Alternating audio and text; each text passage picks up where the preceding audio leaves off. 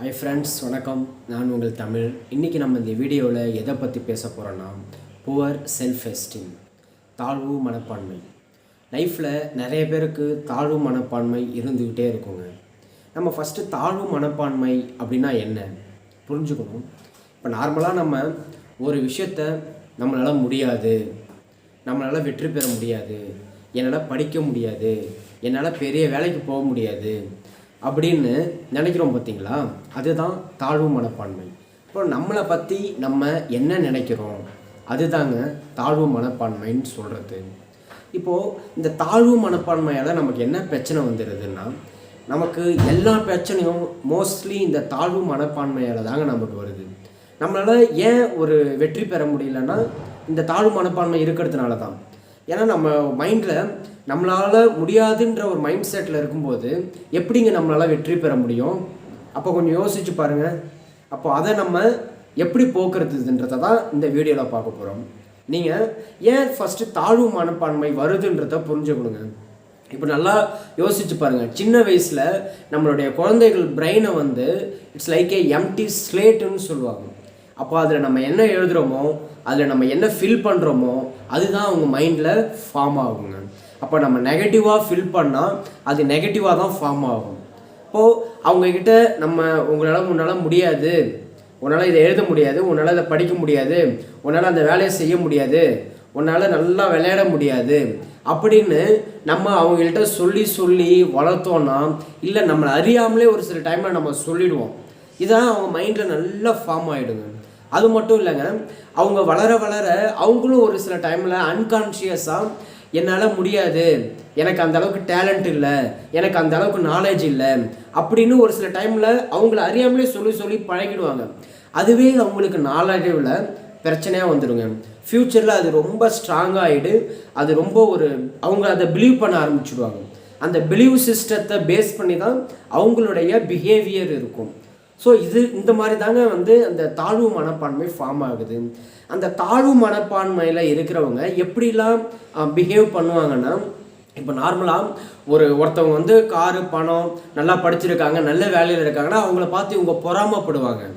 அது மட்டும் இல்லை, எந்த விஷயம் பண்ணணுன்னாலும் பயப்படுவாங்க.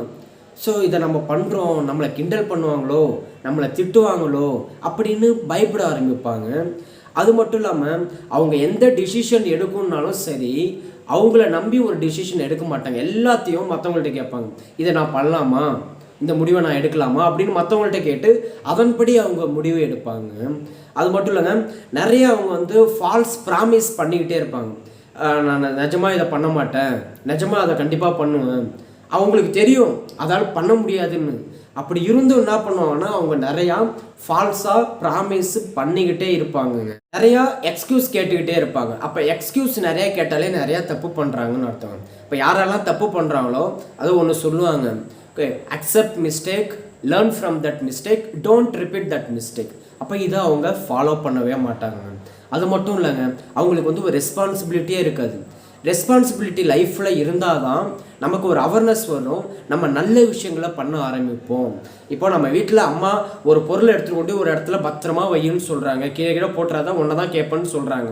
உடனே என்ன பண்ணுவான் அந்த பையன், சரி அம்மா நம்மளை தான் திட்டுவாங்க, நம்மளை தான் கேட்பாங்க அப்படின்னு அந்த பொறுப்பை உணர்ந்து நல்லா கேர்ஃபுல்லாக நல்லா அவேர்னஸோட அந்த பொருளை எடுத்துகிட்டு போயிட்டு ஒரு இடத்துல வைப்பாங்க. அப்போ அவங்க பார்த்தீங்களா, அந்த ரெஸ்பான்சிபிலிட்டி எடுத்துக்கும் போது அவனுக்கு எவ்வளோ அவேர்னஸ் வருது, அந்த செயலை எவ்வளோ கவனமாக செய்கிறான்னு. இப்போ ரெஸ்பான்சிபிலிட்டியோட கூட அவங்க இருக்க மாட்டாங்க. இதெல்லாம் நான் சொல்கிறது உங்களை பயமுறுத்துறதுக்காக இல்லைங்க, உங்களுக்கு ஒரு அவேர்னஸ் வரணுன்றதுக்காக. இப்போது அந்த மாதிரி தாழ்வு மனப்பான்மையோடு இருக்கிறவங்களாம் இந்த மாதிரி நடந்துப்பாங்க. ஸோ அந்த மாதிரி ஆட்டிடியூட் உங்களுக்கு இருந்துச்சுன்னா அதை நீங்கள் சேஞ்ச் பண்ண ட்ரை பண்ணுங்கள். அப்போது நம்ம இதில் என்ன பார்க்க போகிறோம், நம்ம எப்படி அதை போக்குறது, அந்த தாழ்வு மனப்பான்மையிலேருந்து நம்ம எப்படி வெளியில் வர்றது, அது நான் இப்போ உங்களுக்கு சொல்ல போகிறேன். அந்த விதத்தில் நான் சொல்ல போகிற ஃபஸ்ட்டு விஷயம் உங்களுக்கு என்னன்னா, turn your skates into starts. அதாவது லைஃப்பில் நம்ம நிறையா கஷ்டப்படுவோம், நிறையா அசிங்கப்படுவோங்க. அதை எல்லாத்தையும் நீங்கள் என்ன பண்ணுறீங்கன்னா ஒரு ஸ்டார்ட்ஸ், அதாவது ஒரு வெற்றியாக கன்வெர்ட் பண்ணுங்கள். அது எப்படி பண்ணுறதுன்னா, நிறையா பயோகிராஃபி படிங்க. இப்போ நிறைய சாதிச்சவங்களாம் இருக்காங்க. நெல்சன் மண்டேலா எடுத்துக்கோங்க, அவர் வந்து நீ கருப்பினத்தவர்னு அந்த நாடே அவரை ஒதுக்கி வச்சுது.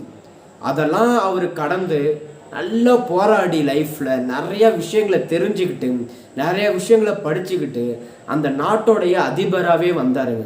இப்போ எவ்வளோ அவர் ஸ்ட்ரகிள் ஆகிருப்பார், எவ்வளோ மென்டலாக அவர் அஃபெக்ட் ஆகிருப்பார், அதெல்லாம் கொஞ்சம் யோசிச்சு பாருங்கள். அதெல்லாம் கடந்து தான் அவர் அந்த நாட்டோட அதிபராக இருக்கார். அதுக்கப்புறம் டாக்டர் அம்பேத்கர் அவர்கள் எடுத்துக்கோங்க, அவரை வந்து ஸ்கூலுக்குள்ளேயே நீ வரக்கூடாது, நீலாம் படிக்கவே கூடாது, நீலாம் வந்து பசங்க கூட உட்காரவே கூடாது அப்படின்னு சொல்லி அவருக்கு நிறைய தொந்தரவுகள் கொடுத்தாங்க. அதையும் மீறி தான் அவர் படித்து இந்திய அரசியலமைப்பு சட்டத்தையே எழுதினார். ஸோ வெற்றினா அந்த மாதிரி இருக்கணுங்க. அது மட்டும் இல்லைங்க, இப்போ நம்ம சேகுவராவை எடுத்துக்கோங்க, அவர் என்ன பண்ணார்னா தான் நாடு இல்லாமல் மற்ற நாடுகளுக்கும் போராடினார். ஸோ இந்த மாதிரி ஒரு மிகப்பெரிய ஆளுமையுடைய பயோகிராஃபி நீங்கள் படிக்கும்போது உங்களுக்கு ஒரு தெளிவு கிடைக்கும், ஒரு பகுத்தறிவு கிடைக்கும். அதை வச்சு நீங்கள் உங்கள் தாழ்வு மனப்பான்மையை ஈஸியாக போக்கிடலாங்க. ரெண்டாவது, அக்செப்ட் ரெஸ்பான்சிபிலிட்டி. நான் ஏற்கனவே சொன்ன மாதிரி நீங்கள் உங்கள் ஃபேமிலி மேலே ஃபஸ்ட்டு உங்கள் மேலே எடுத்துக்கோங்க, அதுக்கப்புறம் உங்கள் ஃபேமிலி, உங்களுடைய என்வரன்மெண்ட்டு, உங்களுடைய சொசைட்டி, நம்மளுடைய சொசைட்டி, இதை எல்லாத்துலேயும் நம்ம ரெஸ்பான்சிபிலிட்டி எடுக்கும்போது நமக்கு ஒரு புரிதல் வரும். அந்த புரிதல் இருந்துச்சுனாலே நம்ம நல்ல விஷயங்களை நோக்கி பயணிக்க ஆரம்பிப்போங்க. ஏன் நமக்கு இங்கே என்ன பிரச்சனைனா, யாருமே பயந்துக்கிட்டு இதுக்கு நான் தான் பொறுப்பு, நான் பண்ணுவேன் இதை கண்டிப்பாக அப்படின்னு யாருமே சொல்லிட்டு முன்னுக்கு வரமாட்டுறாங்க, முன்னாடி வரமாட்டாங்க. எல்லாம் பயந்துக்கிட்டு நான் இல்லை நாலுன்னு பின்னாடி ஓடிக்கிட்டே இருக்காங்க. ஸோ அவங்களால எப்படிங்க ஒரு விஷயத்த சாதிக்க முடியும்?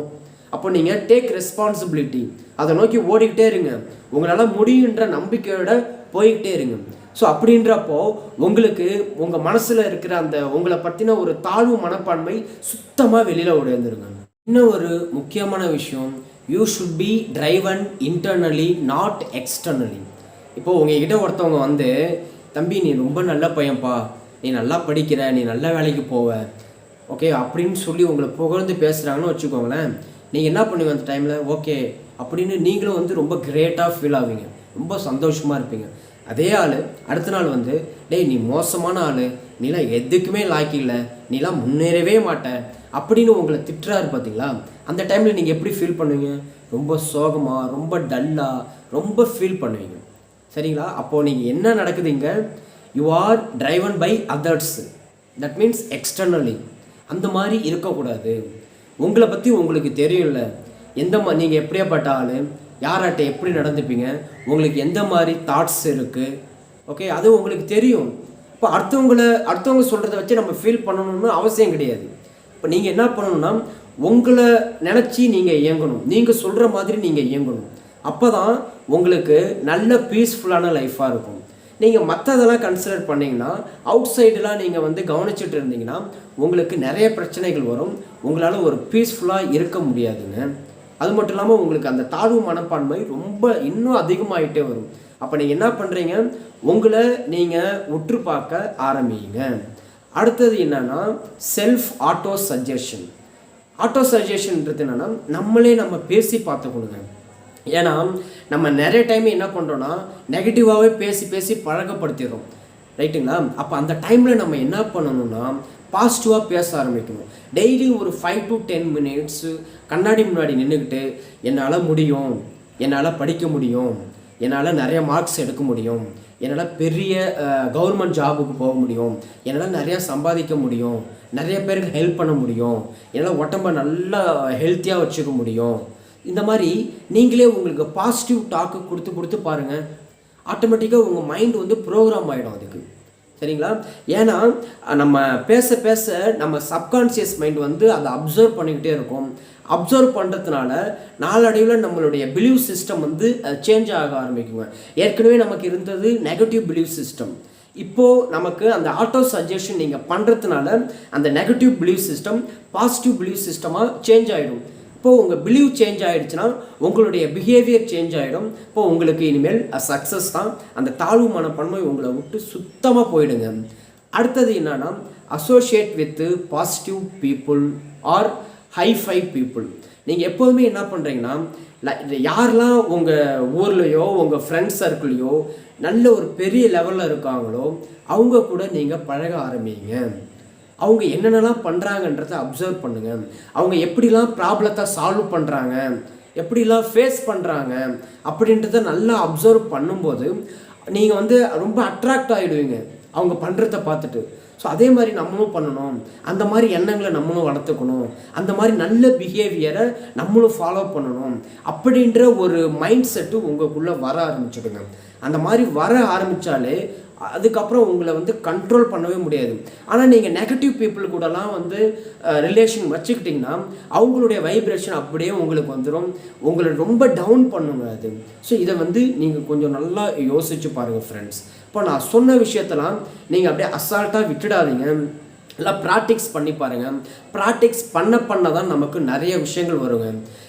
ஒன்று சொல்லிக்கிறேங்க, நீங்கள் வந்து நிறையா லைஃப்பில் சாதிக்கணும்னு ஆசைப்படுறீங்கன்னா, நிறையா சம்பாதிக்கணும்னு ஆசைப்படுறீங்கன்னா, நீங்கள் எது ஆசைப்பட்டாலும் சரி, ஃபஸ்ட்டு நீங்கள் மாற்ற வேண்டியது என்னன்னா உங்கள் மைண்ட் செட்டை, ரைட்டுங்களா?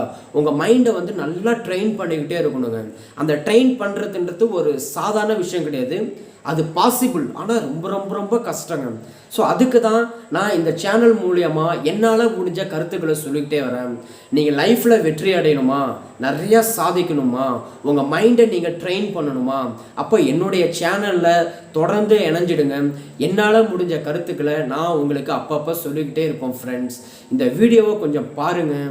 இந்த வீடியோ உங்களுக்கு பிடிச்சிருந்துன்னா லைக் பண்ணுங்கள், ஷேர் பண்ணுங்கள், மறக்காமல் சப்ஸ்கிரைப் பண்ணுங்கள் ஃப்ரெண்ட்ஸ்.